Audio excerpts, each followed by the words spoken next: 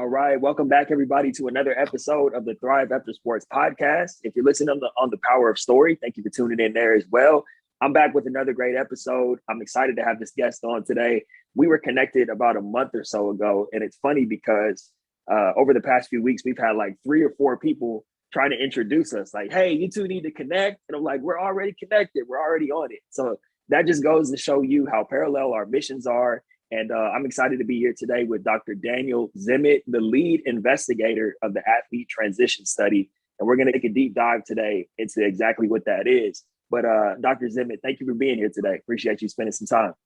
Well, it's a real pleasure. And I appreciate all the work that you've already done on this extremely important subject, which is the retirement experiences and after sport life of elite athletes.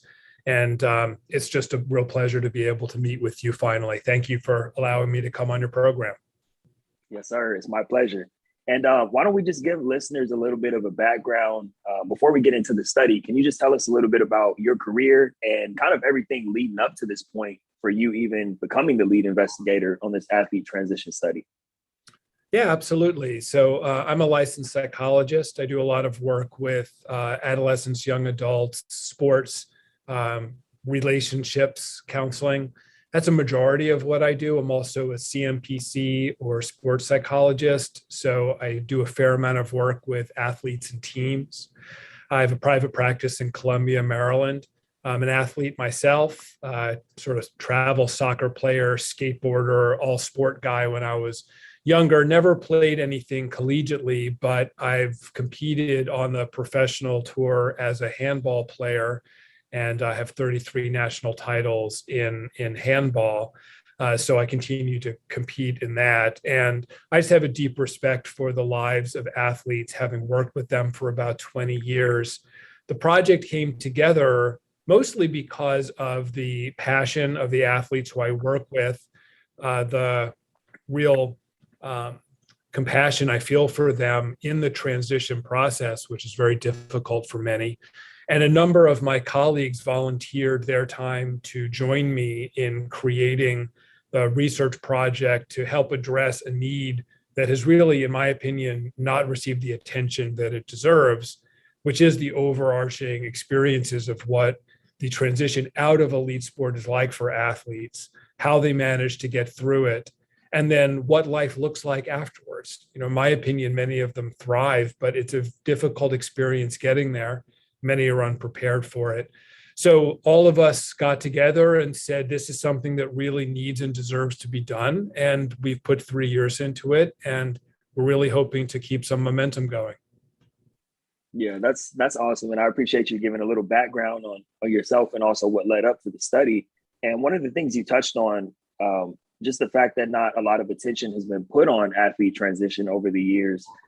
That's one of the things I appreciated the most about what you and your team are doing when we first connected, is because you've come up with a game plan that's very organized. And I'd like to get into that a little bit because, I started doing this work in 2018, and Miriam Glez, who you're familiar with, she's been a great ally of mine in terms of us coming together and supporting athletes in transition. And there are many others who have popped up over the years as well. One of the things, like I said, I appreciated about the work you're doing is that there's a long-term vision with the study in terms of how you're looking to use this data. So can you talk a little bit about the long-term vision that you and your team are planning with this athlete transition study? Absolutely. Elite athletes in retirement are a very unique population. The only group that I can think that is in any way comparable are combat veterans, where you have a very intense career that occurs very early in your life and is extremely consuming. And you retire from that at a pretty early age. For athletes, it's often in their 20s, even if they're extremely successful, maybe late 20s or early 30s. For combat veterans, it might be a little bit after that, but maybe not much. That leaves you an incredibly long time in quote unquote retirement. And rarely do you end up getting enough money from that experience to retire on.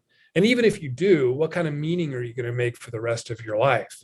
So that's what makes this population, I think, unique and also in need of our attention, because athletes leave sport typically under aware of what they really should be doing with their life thereafter.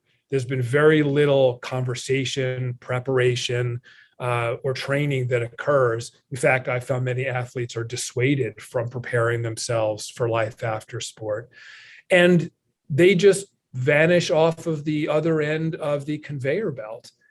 People pay such close attention to athletes while they're in their prime and even in their development, but there's almost nothing once they end up leaving the field of play. And the general attitude from the stakeholders in sport, I think, is they need to move on to winning the next game and to fielding the roster for the next season. They're really not thinking about the athletes who are discharged off of the other end. And I think many fans believe that athletes generally leave their sport happy, good-looking, healthy, sort of the Adonis with a lot of money in the bank and, huge social following, and they're just going to be fine. And that is almost never true. It is not never true, but almost never true. So the long-term objective of our study is to figure out a number of different questions that, believe it or not, have never been answered to any satisfaction, which is what actually happens to athletes, not just some athletes, but all athletes in the transition process. Does how they retire matter? What kind of health factors end up coming to play? How bad do things get? And in what way do they struggle? And when do they end up being able to adapt or transition through that until they adjust to life after sport? How long does that take and what has to occur? So that's the bulk of what we're trying to answer. And the main objective of that data is to really bring the people who hold the purse strings, little tongue twister there, and would be able to fund programming to get their attention, because we have individual athletes who are making pleas for the need of this kind of work. A recent example of that is Michael Phelps' documentary, The Weight of Gold, and other athletes who have come out and say, this is extremely hard, extremely hard. We need the people who really hold the purse strings to be aware of the scope of the problem. And that really hasn't happened. And then we also want to understand the programs that are already in place. Are they being utilized? How do people experience them? How do the support systems get accessed by athletes? Do they find them supportive? Who ends up really doing most of the carrying of supporting athletes through the transition? Our experience, not through the research, but just through my observation, is it's really family and spouses that end up helping athletes. They kind of go back home and they're largely ignored. And I can understand why. Coaches need to win their games. People who own teams want to bring fans into the stadium. But in my opinion, there's enough resource that it would not really require that much to do what's necessary. We just need to know what that is, who needs the help, and our job is to explain why that's important. That's what the research is for. One of the things I love most about what you shared was how you talked about the parallels between the military and athletics. And that's something that I talk about in my book. And I think that really paints a picture of what the experience is like. And then you also went into athletic departments. And it's funny because when I first graduated from college, I was bitter and angry towards the athletic departments and coaches, feeling like, they should have done a better job of helping me prepare. And it took a few years for me to mature and realize exactly what you said. That's not their job. Their job is to win games and focus on the current athletes. And so I just think it's great that we have people like yourself who are now coming to the table and not only offering services like, many others do, but you're saying, okay, we're going to put together some data. We're going to get some evidence. Because to be transparent with you, Dr. Zimet, over the years, I've seen surveys and questionnaires and polls and different things come out but they're not as in depth as what you and your team have put together. And that's another thing that I appreciated about it, because you're asking very in-depth questions, and the data that you're gathering, it's almost like you can't argue against it. And I feel that, and I just want to, if you're listening to this or watching this video, everyone just take a quick pause and go visit athletetransitionstudy.com, correct? Is that the correct website address? Okay. Just take a visit, make sure you take the study and just fill out the questions, because the more people that we have signed up for this, the more we're going to be able to encourage the people, like Dr. Zimet said, the people who do hold the purse strings, to be able to put resources towards this type of work. And you'll see while you're taking the questionnaire and filling out the study that these are very thoughtful questions. And so that actually kind of leads me to my next question. I was going to ask you, I know you've done tons of research, but how did you go about formulating the type of questions that you wanted to ask? Well, it was actually a very difficult process. It took us over 2 years to develop the questionnaires that are in the survey. We're looking at both retired athletes, so individuals who played sport at an elite level, which we describe as collegiate or higher, or its equivalent for your sport, because not every sport goes through the collegiate pathway, and international sports are not often collegiate pathway. And we're also asking people who never played sport at the elite level, because we're looking for a normative population to compare athletes to. What makes the survey unique, and I think so complex, is that we're not just looking at one sport. We're looking at every sport that's been played at the elite level, from archery to wrestling, and everything in between. We are looking at men and women. We're looking at adaptive sports, so Paralympians. We're wanting to really see the broadest possible swath of athletes. No matter how long you've been retired, we want you to take the survey. And the survey itself looks at a very wide array of issues. It looks very closely at the transition process from a global health standpoint. And then we look very specifically at those issues for people's current functioning. So we look at cognitive health, occupational, social, behavioral. We look at issues like pain, history of trauma, spirituality, sleep.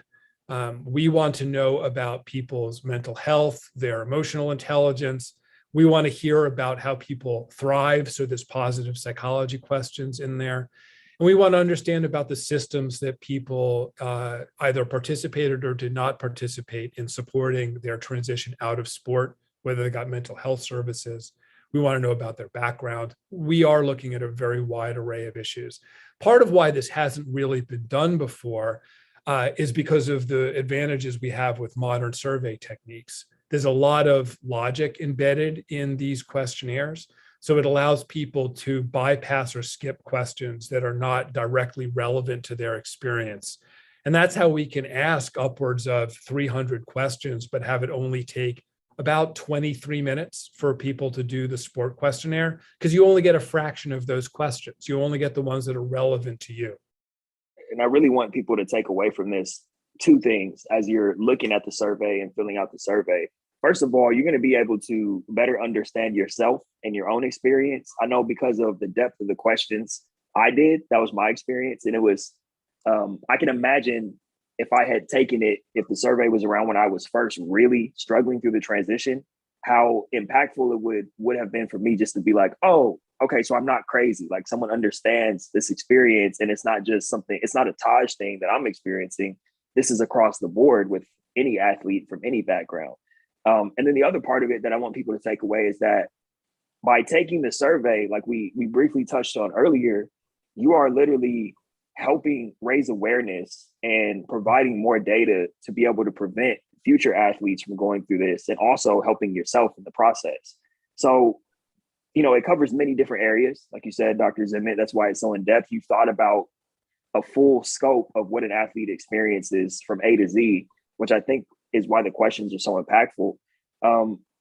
I know you have some targets in mind that you shared with me. number one, what are some of the targets that you're looking to reach, and why did you set those targets? Because I know that a certain amount of people taking the survey equals a certain amount of data that becomes more impactful when you're presenting it to someone else. So what are the targets and how did you come up with them? And then I know this is a three-part question, but what happens when the targets are reached? What's the next steps once you hit the targets? Yeah. So, there's a number of things that I want to touch on what you just said. This is a great way to contribute to the future athletes retiring from sport so that they can have a better experience than what athletes are having today or 10 years ago. If you go to the website, which is where the survey is located, you'll also find a number of different pages of resources for athletes. There's summaries of the research that's already been conducted, but the resource page lists hundreds of different available opportunities for retiring athletes to get connected with the services that they can use, from mental health to general support systems and the recognition of other people. Like you had said, Taj, it's nice to know you're not alone. So there's actually quite a few support systems out there. Athletes for Care is one of them that I've worked with periodically. There's pain clinics, there's legal supports, and we list all of those with links so athletes can go in and find them. You asked about targets and I think what we intend to do with the data. The target is, you got to be ambitious. I would like to see no less than 100 athletes in each cell that we're really wanting to learn about. So what does that mean? It means we need a fairly diverse pool. So as an example, there's a lot of positions in football. We want to be able to compare linemen to special teams, to position players, and to understand differential outcomes for those people. We want to be able to know how someone who played football in high school differs from someone who also played in college, who also played in the pros, who played for 1 year versus 5 years versus 10 years. In order to do that, we need thousands of people who've played football. And that's just one of the 50 sports that we identify as being played at the elite level. My ambition, since there are millions of retired elite athletes in the US alone, is to get somewhere on the order of 100,000 athletes multinationally to take the questionnaire so that we can fill a lot of these areas and, most importantly, feel as though we're representing everybody. What I would really hate to see is if we had a very robust data pool, but for a very small population. And I'll give you an example of that. Right now, we have about 40 soccer players who've taken the questionnaire. Dr. David McDuff, who's a sports psychiatrist, his daughter played elite level soccer, and she kindly did what I'm going to ask your listeners to do, which is emailed all of her friends or Facebook or whatever social media people are using now and said, hey, this is the questionnaire athlete transition study. Would you guys do this for me? Within the next 3 or 4 days, we got 30 people to take the questionnaire. So right now, 30 of our 40 soccer players are ex-teammates or friends of Dr. McDuff's daughter. We really appreciate their participation, but I don't know how representative they are of anybody else other than that small group. So we need a very wide dispersal because we need to really get a stratified look that covers everybody because we want to speak for every voice.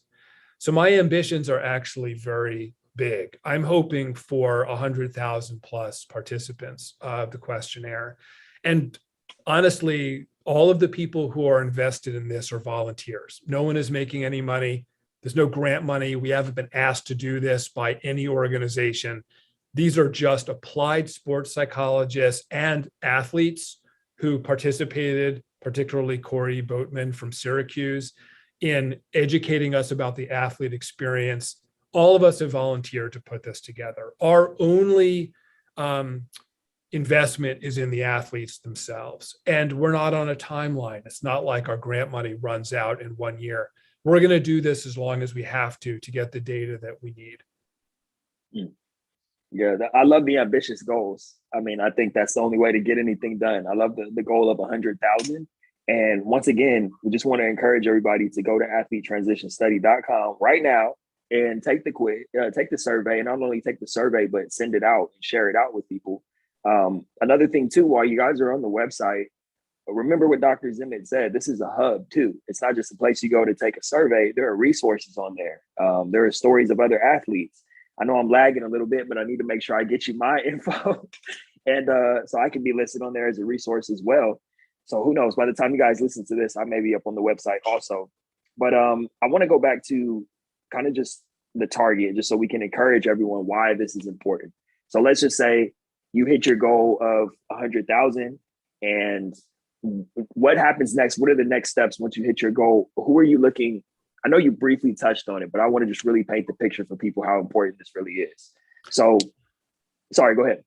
Oh, so this is the other side of the story. So part of it is creating a unequivocal statistical data set that people who are in your area or other athletes can turn to and say, this is my story and why you should pay attention, because individual stories really pull on people's heartstrings.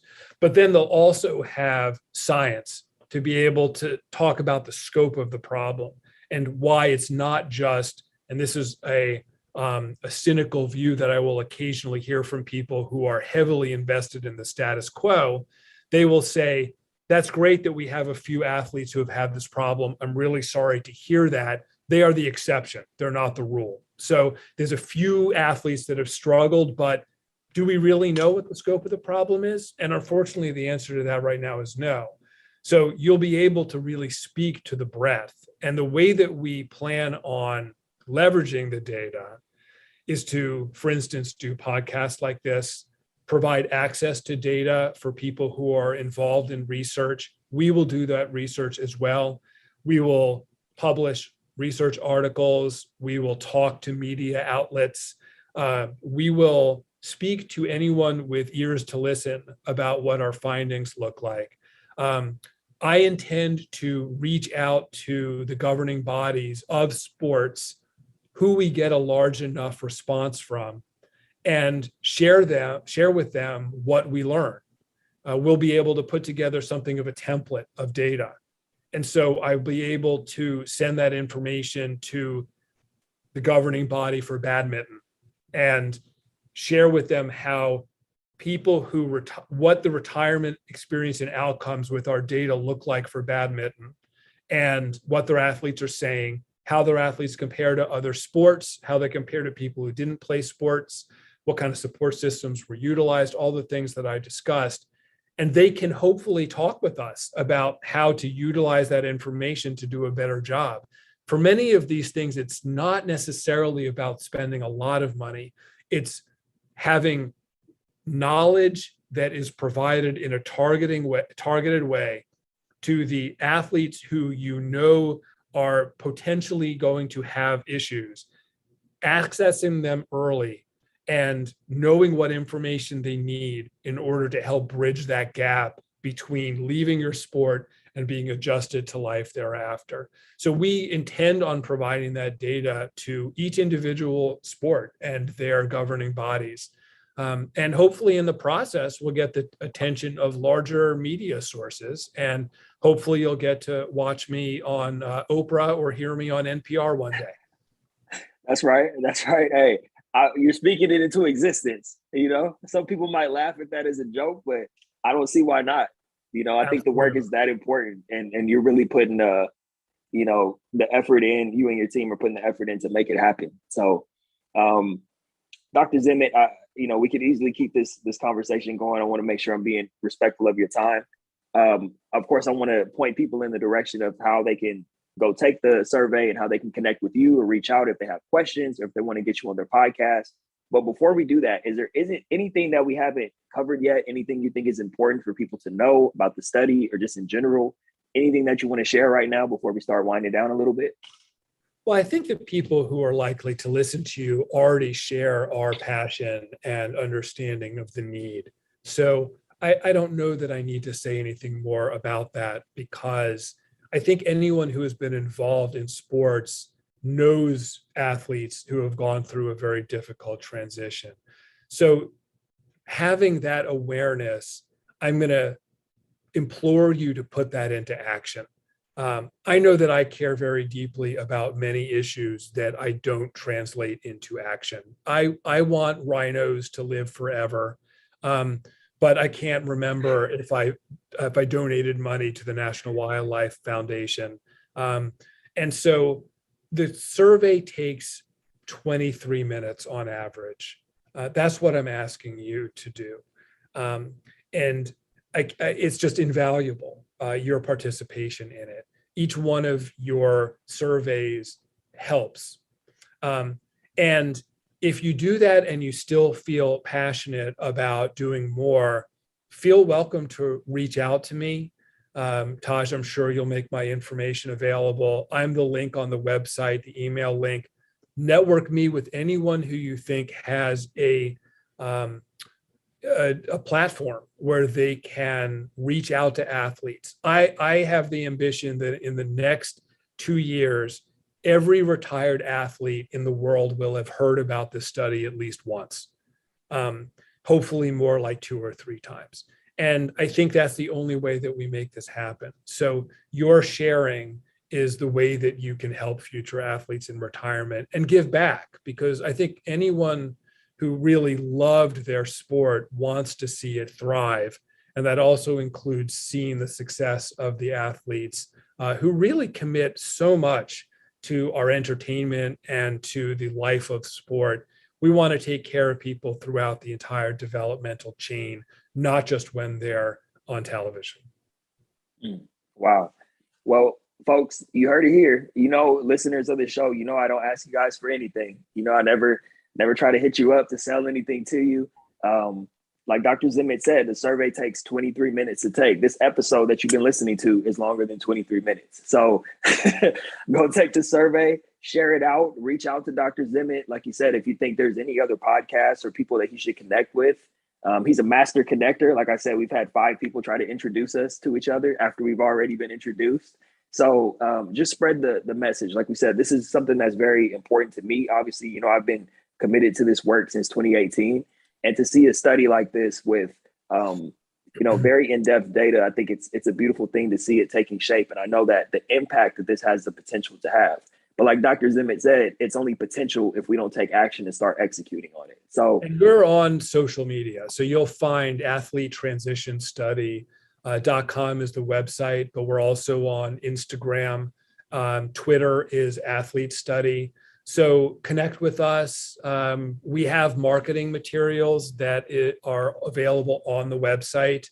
A little link that will take people directly to it with an e-poster. There's a video that you can share through Twitter. I'm not a social media master myself, but I think that I've learned enough to be dangerous, and I know its value. So feel welcome. We would love to have you connect with us, and then you can receive updates about how we're doing.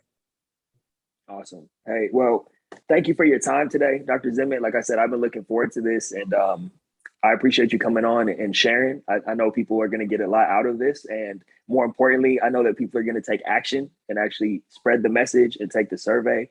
So thank you for all that you do in the world. And I feel like this is a connection that you and I have made that's just really beginning, and I'm excited to see where it goes. So thank you again. I appreciate it.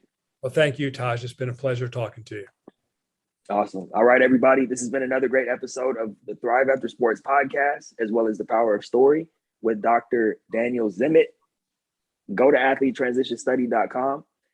Take the survey, check all the notes, all the show notes for all the social media handles and all that good stuff. And we'll see you on the very next episode. Take care, everybody.